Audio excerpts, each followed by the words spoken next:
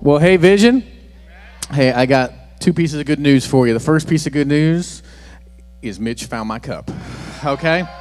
Pretty excited about that. If you're new here to Vision, this is just like my standard thing. I got my table, I got my iPad, and I got my Vision cup, and I hadn't had it for 2 weeks. Now I'm back in the grooves. That's good. Now the other thing is I got some good news for you. So say good news.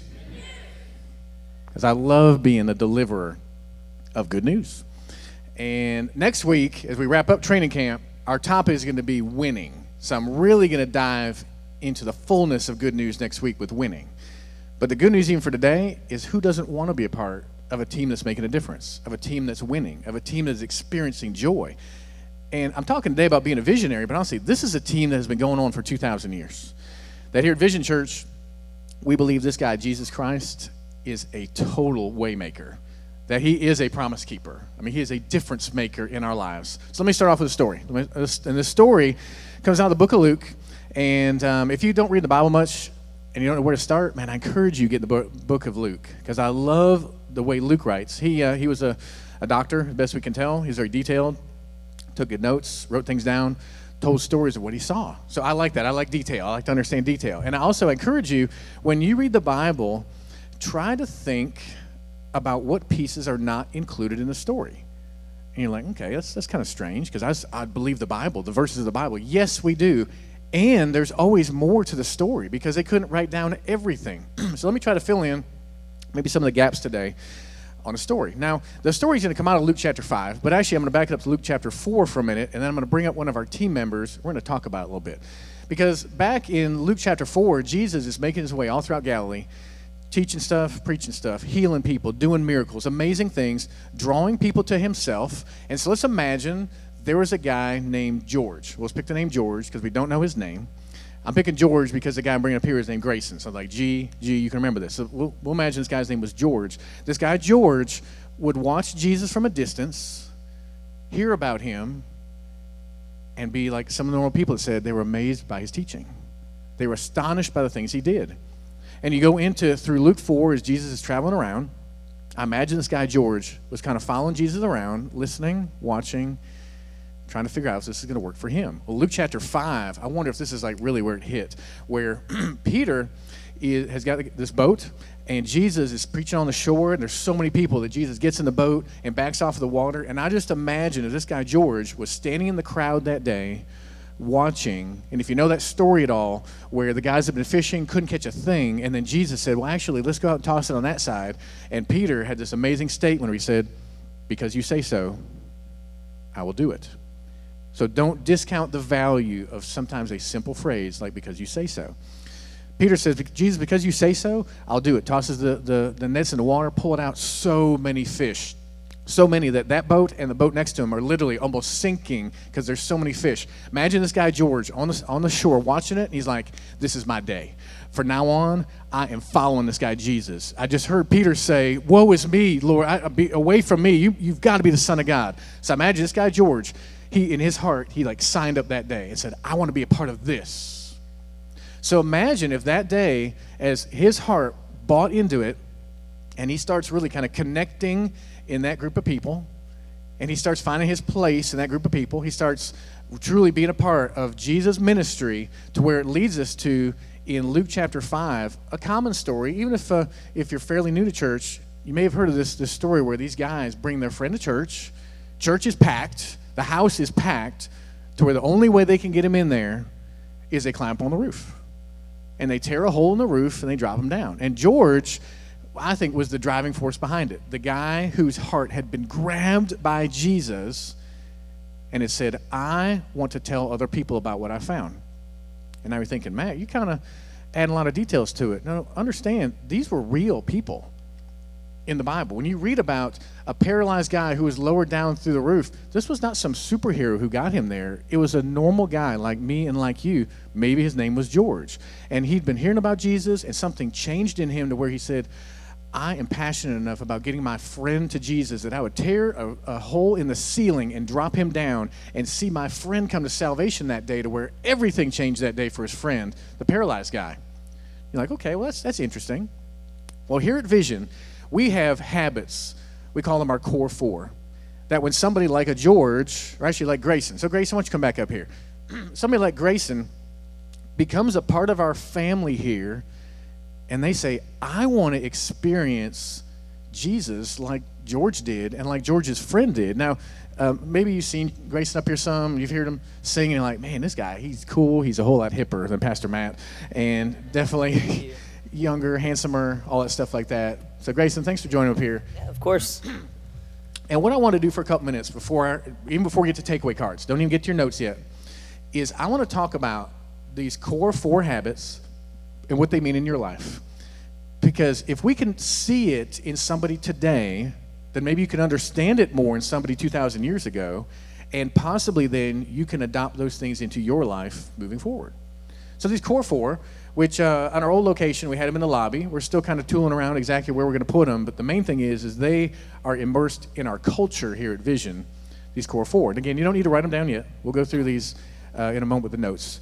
But the first core habit is to connect. It basically means, kind of like I read about Gracie and Micah in the welcome, that they have connected in relationships. Grayson, what has it been like for you? Well, first of all, I know you got something you want to say, don't you? Yeah, well, hey, Vision. Yo, I've been wanting to do that forever, so thank y'all you for got to do letting better me than that. Do better than that. Do it again. Hey, Vision. Thank you. Awesome. Thank you. Yeah, well, connect. Connection is a big part of doing church and doing life. For instance, we're up here on the stage. You just saw the worship team up here, and we really emphasize connecting with the congregation out here, how big that is, and being authentic on the stage. Because when you're being authentic, you're able to connect with everyone. And when you're feeling the Spirit, everyone else feels the Spirit. So connection is a huge part. And not only that, outside of the worship, just connecting with each other. We're the Iron Men. Where are my Iron Men at? Yeah, the back here, yeah. So we're not saying that because we're like Cherville High School fans or anything. We call ourselves the Iron Men because iron sharpens iron. So we connect with others and we lean on others, hold each other reliable to build ourselves up and get stronger in Christ. So yeah, connection is huge. And I love when you see, if you popped in here on Wednesday nights and they have rehearsal, after they do the work of ministry, they circle up and they truly connect as friends, as family. They pray for each other. They share stuff that's deep, personal. It matters. That's connection. The second piece is serving. That's our second core habit, which I love it. Gracie, what, 21? Yeah. 21 years old. This guy is immersed in worship ministry, student ministry. You know, we're launching in January our new young adult ministry, and he oozes servanthood. Why do you serve? What's about that? Yeah, so we have a thing we say at where I work. I work at Crowder's Ridge, and one of the things there is see a need, meet a need. So whenever you see something, if you see a piece of trash on the ground, pick it up. Don't just leave it for the next person.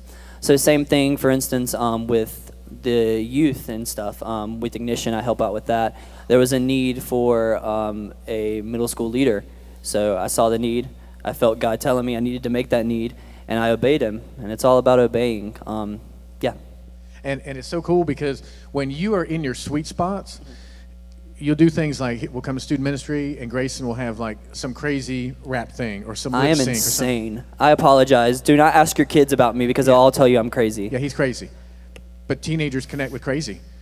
And as we move into young adult ministry and do some things to take it up another level, he's in his sweet spot. So for you, and we'll unpack it more in a little bit, you find your sweet spot, you serve. The third thing is to give. And I met Grayson, maybe 3 years ago he started coming. And one of these years, a couple years ago, we had done some projects trying to raise money for scholarships for camp. And somebody had mentioned to me, they were like, yeah, we had a couple teenagers that gave full scholarships to camp. I was like, no, teenagers go to camp. They said, no, we had some teenagers give full scholarships to camp. And he was one of them. So tell me about what it means in your life to tithe, like Meg said, to give, to meet needs, to live a life of generosity. Yeah, well, ultimately, everything I have in this life is not mine. It's God's. It was given from God. So, for instance, 10% tithing, I'm a firm believer that you give that 10% back to God, God's going to make sure you get through life. He's going to take care of you. It's just something you do. I hate saying it like it's something you do, but it's just something you do because God says so. So with the camp scholarship, for instance, I just felt God putting on my heart that more kids needed to go to camp and be impacted by the fun they have there and all the amazing word that they hear. So yeah, it's obeying. Like when God puts something on your heart, You don't think about it, just do it. And then the fourth one, which is invite, and that's I love the story in Luke chapter 5, which is it's kind of insane that you would think of going to someone's house, tearing up part of the roof, dropping your friend in there, thinking what's Jesus going to say, what's the owner going to say, what are people going to say? Well, Grayson's DNA is kind of like, okay, God, you tell me to do something, however crazy it is, I'm going to do it. I'm going to invite friends, and all the time he's inviting people. Even if we talked this week preparing for today, he said, Matt, I got so-and-so, so-and-so, so-and-so, probably coming, could be coming. He just his DNA is to invite. Why is that? Yeah, so actually next service, I think some of my coworkers are coming, which is really awesome because they just moved to Gastonia, so they're trying to get plugged into a church. So I was like, come to Vision, we're awesome. Yeah, I'm telling you, I'm crazy. You can't bottle that kind of passion. Yeah, could you repeat the question? Sorry, I got... Don't you love that? Yes. Why do you invite? Because clearly, you don't do it just because we say, you must invite people to church. No. It's just a part of your lifestyle. Yeah, Why is Matt that? puts me in like a chokehold, and he's like, invite 5 people. No. So I invite because when I'm here, I can feel the presence of God, and I don't want to hog that to myself. I want everyone to feel that. So why be stingy with God when you can share it with everyone else? So.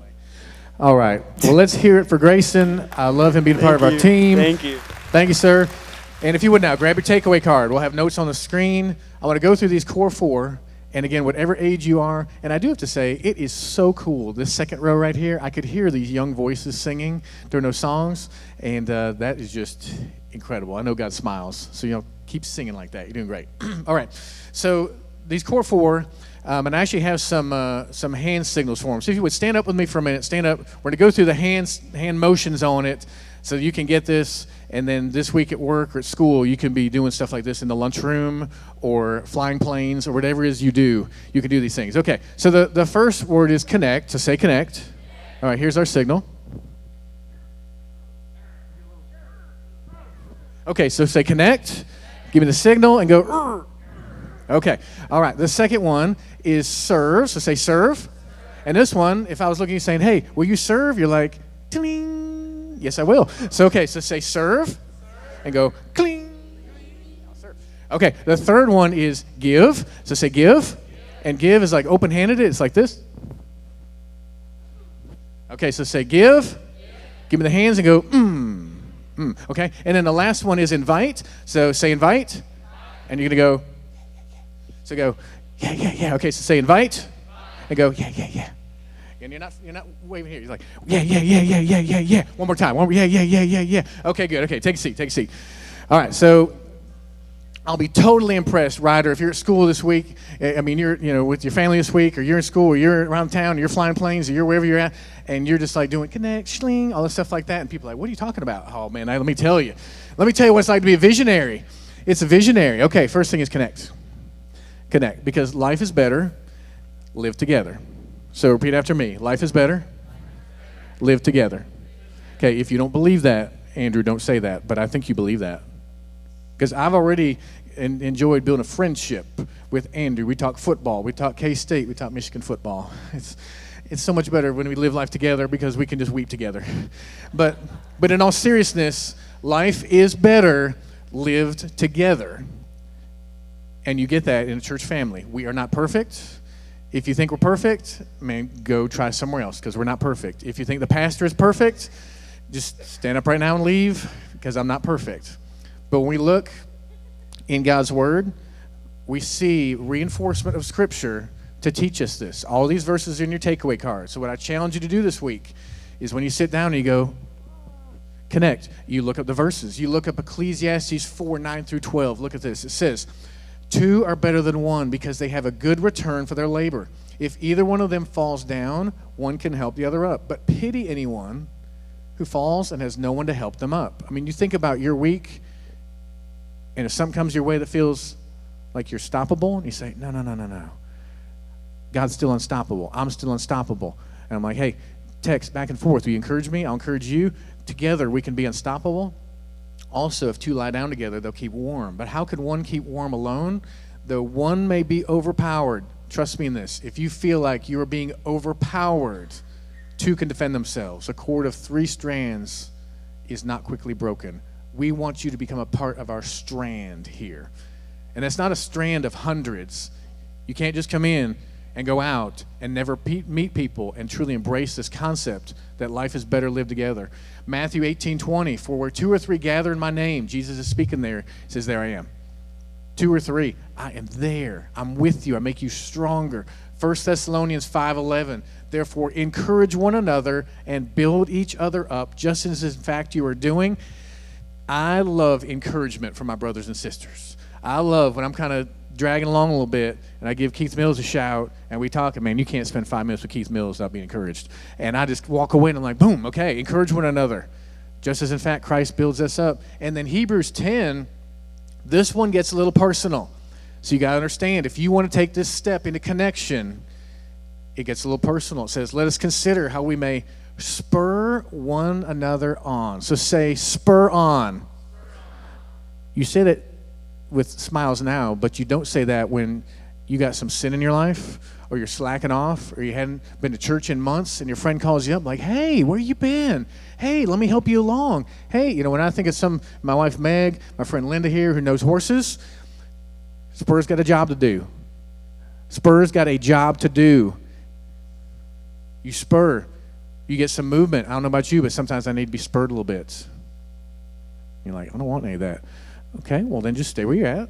But if you want to move forward in your walk, a brother or sister will spur you on. But understand, it's a loving spurring. It says, spur one another on toward love and good deeds, not giving up meeting together as some is in the habit of doing, but encouraging one another, and all the more as you see the day approaching. Let me give you a quick aside on this. I was talking yesterday, one of the leaders in our church, and she wholeheartedly believes, and I am with her, that we are in the last days of creation. I don't mean like this week, but I'm telling you, maybe it's this generation or this next one, that this world is going to crumble. There is going to be spiritual attack like never seen before. Churches that endure will be ones that truly are huddling up and saying, okay, God, your spirit in us, you're the way maker, you work through us. We, as the day is approaching, we need to circle up even more with each other. Our next series, starting in 2 weeks, Fresh Wind, Fresh Fire. You don't want to miss that, because when attack comes, you need that freshness of God's Spirit inside of you. You need that. Last verse in the section, Proverbs 27:17. Grayson, you stole this from me, man. You stole it. And I love that, because that means he's already embodied it. As iron sharpens iron, so one person sharpens another. Sometimes it's painful, sometimes it's encouraging, but the result of loving each other, iron sharpening other, we get better. So next steps on this. You can try a small group. You can try a connection event, whether you're a student, you come to Ignite, whether you're a young adult, you come to, and it was called Skeet and Greet, okay? It's not just pull out the guns and shoot. It's Skeet and Greet, okay? But you come to a connection event, you meet some people, you try a small group in our church, or you try serving, and we don't just serve here to do things. We serve with strategy, and we serve to build relationships. Those are some next steps for connection. So our second core habit here is serve. So say serve. Okay. Do you remember the hand signal for serve? Show me. Cling. Come on, everybody. Cling. All right. So we're serving. And this phrase we adopted years ago, I love it. It says it saved people. They serve people. So say save people. Serve people. Because you have been given something amazing. I mean, did you hear the gratitude in this young man? Like, he is grateful, not to me. He's grateful to Jesus Christ. So since he has been saved, as a result of that, he will serve. I love that. Matthew 20:28. Our King, he wrote here and said, just as the Son of Man did not come to be served, but to serve and to give his life as a ransom for many, he's saying, you too are supposed to serve. When your leader, the risen Savior, was willing to serve, yes, we also can imitate him and serve. Philippians 2, if you ever need some grounding on perspective and why you would serve, spend some time in Philippians 2. As Paul writes in here, it is a shaper in our minds where he says, do nothing out of selfish ambition. I don't know about you, but I tend to do things out of selfish ambition. Paul says you got to fight that. Don't do things out of selfish ambition or vain conceit. Rather, in humility, value others above yourselves, not looking to your own interests, but looking to the interests of others. That is hard to do. That is why we have to circle up together and encourage each other in this. Because when we can lock arms and go shling together and we serve together. Remember last week I talked about the antidote? I talk about different antidotes. This is an antidote to selfishness. So particularly if you're a parent and you're trying to raise your kids to not be selfish, and I love it because I look in these two right here, I see they're already being fed the antidote of serving to break the control of selfishness. That is godly truth. I'm telling you, it works. And in Galatians 5:13, you, my brothers and sisters, were called to be free. But don't use your freedom to indulge the flesh, because that is what we'll tend to drift towards. Instead, serve one another in love. And that's hard because sometimes we get all bowed up and like, they need to serve me. They need to tell me. They need to apologize to me. And Paul's right and say, no. You've been given freedom. Don't forget your freedom. Use that not for your own self. Use it to bless others by serving. So some next steps in this is you can take a test drive. We're on this new campus. We're building all these new kids ministries and host teams and all kind of stuff we're doing, setup team, tear down team. We call it test drives here. I mean, you wouldn't want to go to the dealership and jump in one car and boom, buy it and drive off. You want to test drive. You want to try something to make sure it's the right fit. So at our church, you take a test drive. You go by the Connection Center. You fill out a card. You go on your app. You fill something out. Someone from our team will contact you and say, okay, then let's meet you in the kids area. Let's meet you in the parking lot. Let's meet you Saturdays for setup team. You try serving. And what you're doing literally is you're taking that antidote against selfishness. This is a response to the freedom you've been given. And you're building connection points. I love it. That's what we do here at church. We are totally built on the power of volunteers. We want you to be a part of this with us. But it's also not limited just these doors. We want you to have a lifestyle of servanthood. That's what visionaries are known as, are people who serve. That's some of your next steps. All right, number 3, third core habit is to give. Okay, give me the hand signals. What's the hand signals on give? What's the hand signal on give? There we go. We're putting those hands out because, man, it is an honor to be able to bless somebody with something. And we unpacked this. If you missed the Farm Grown Faith series, we talked for 4 weeks about sowing and reaping. So not only is this just a habit to give and to trust and to build faith, but it's so amazing that God promises a return on it. I mean, we should want to do it even if there's not a return, just to trust God, to grow in Him in faith, but there's also a return in it.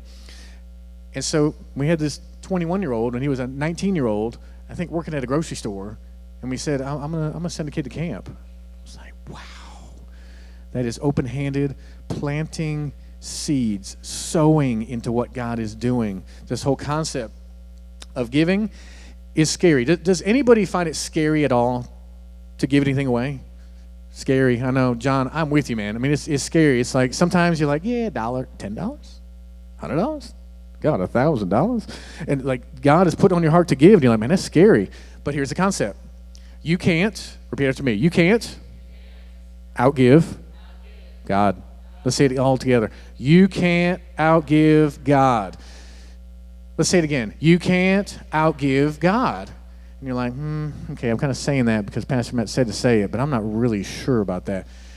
Think about our story with the guy George. And if you're tracking along this week when you're reading Luke 5, you track along, you think about this guy George who was exposed to Jesus and his heart shifted. And he's like, oh, yes, I want to be a part of this. He starts getting involved. He's connecting with people. He's meeting people. He's meeting Peter, James, and John. He's building connections. He's like, man, this is great. These friends. He's getting involved and he's serving. Maybe they're saying, hey, we got the thing down at the lake this week. We need a setup team there at 4 o'clock and bring in a portable stage for Jesus and a floating boat and all that. And George is like, yeah, man, I'm getting here to serve. And they're like, okay, we need someone watching the kids over here and somebody here passing out the fish and doing whatever. And George is finding his spot, serving. And you're like, wait, what about the give piece?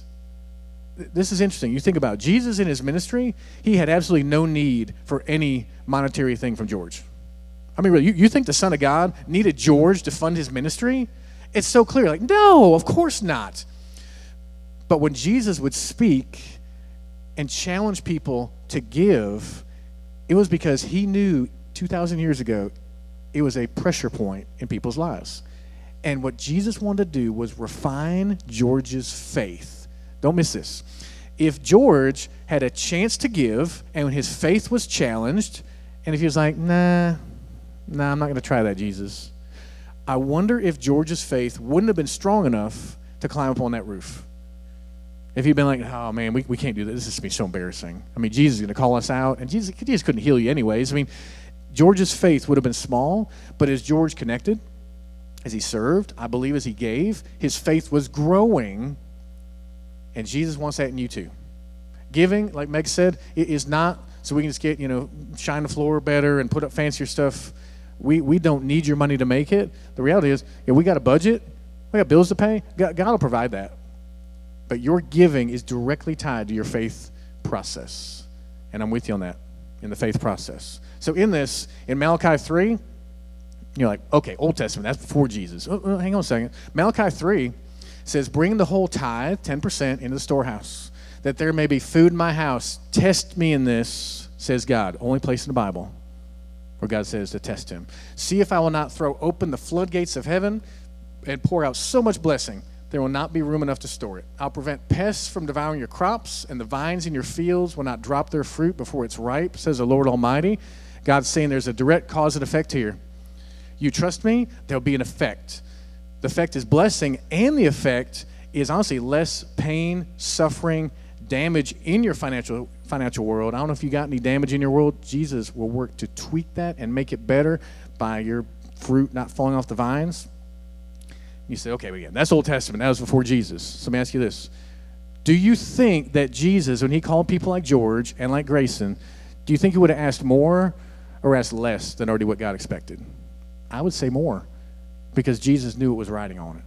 We go to 2 Corinthians 9, talks about perspective. Remember this, whoever sows sparingly will also reap sparingly. Whoever sows generously will also reap generously. So it talks here about attitude, about giving from your heart, not because your arm was twisted, but that you literally put those hands out, said give. Now this last verse, this section in Haggai, you probably don't read in here much, this book, but I want you to lock in on this and spend some time in it this week. It says, you've planted much, but harvested little. You eat, but never have enough. You drink, but never have your fill. You put on clothes, but are not warm. You earn wages only to put them in a purse with holes in it. You're like, what in the world does that mean? If you ever feel like in your life, you're like, I don't have enough money. This doesn't compute. I can't make it. This is not going to work out. I'm struggling. Tony, you put your trust in God and you tithe and live a life of generosity. It's literally like that purse with holes in it. The holes get all closed up and your stuff doesn't keep falling out. You're like, where'd the money go? How am I going to make it? How's this going to work? God says, I'm the way maker. God says, I'll do some things you've never seen before if you trust me. So I'm telling you again, you take your takeaway card, you dig into these verses this week, you spend some time with God on it, and some next steps, you sow into our ministry, you give here, you tithe, you listen for opportunities to give offerings, you live a life of generosity outside of here, that your natural reaction in life when there's a need, you meet it. And if you truly are serious about this, and you want to spend some more time in this, then the image we got up here next, the Ducks in a Row series, you're like, oh, that's cute. What's that about? It's about money. It's a series we did back in, I think, June, where we took 4 weeks and we unpacked this concept of being stewards. And we didn't do it so we could raise a lot of money here at Vision Church. We did it to take you somewhere on your journey. And you're like, okay, that's interesting. In the safety of my home, I'll try watching that. Okay, then you do that.